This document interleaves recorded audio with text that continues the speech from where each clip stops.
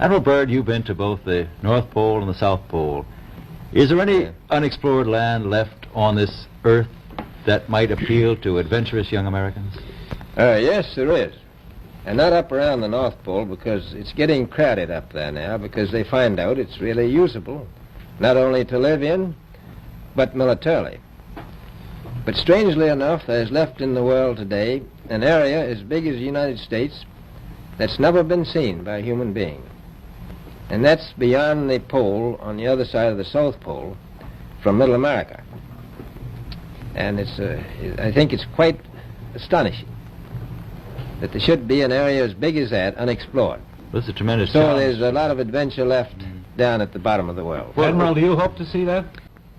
We've found enough of coal within 180 miles of the South Pole in a great ridge of mountains. It's not covered with snow, enough to supply the whole world for quite a while. Well, that's the coal. Now, there's evidence of many other minerals. We are pretty sure there's oil. Now, that coal shows the bottom of the world.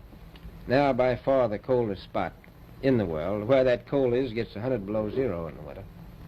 well, It was once tropical. So we think there's oil there, and there's evidence, probably uranium there.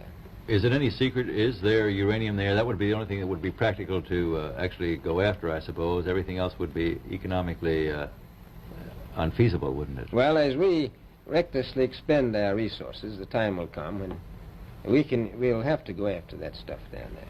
Well, you know, I avoided what you said about uranium. I'm not sure about that. I don't want to have the world fighting over the Antarctic. Admiral Byrd, is there a competition among other nations to try to get information about Antarctica and possibly to secure some of these resources? Well, yes. There are now 7 nations very much interested. Russia is interested tremendously.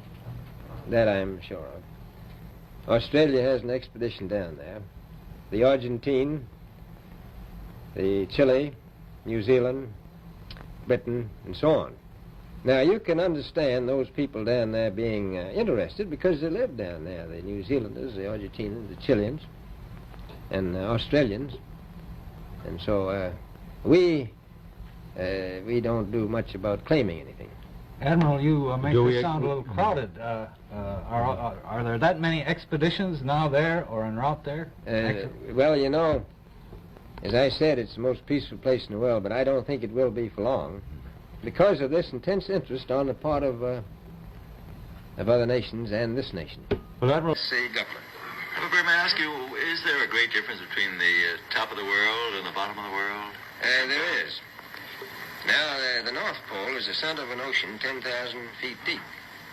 The South Pole, the center of a plateau 10,000 feet high. The North Polar Sea is surrounded by continents slightly frozen. The Antarctic continent is surrounded by a belt of ice, frozen seas of at least 1,200 miles thick. Now, the South is a plateau. It gets, in some places, 14,000 feet up. I've been over areas about 13,000, and it's a little bit chilly up there. So there's that big difference between the top and bottom of the world. The North really isn't very cold up there on the Arctic Ocean. Not compared to the South.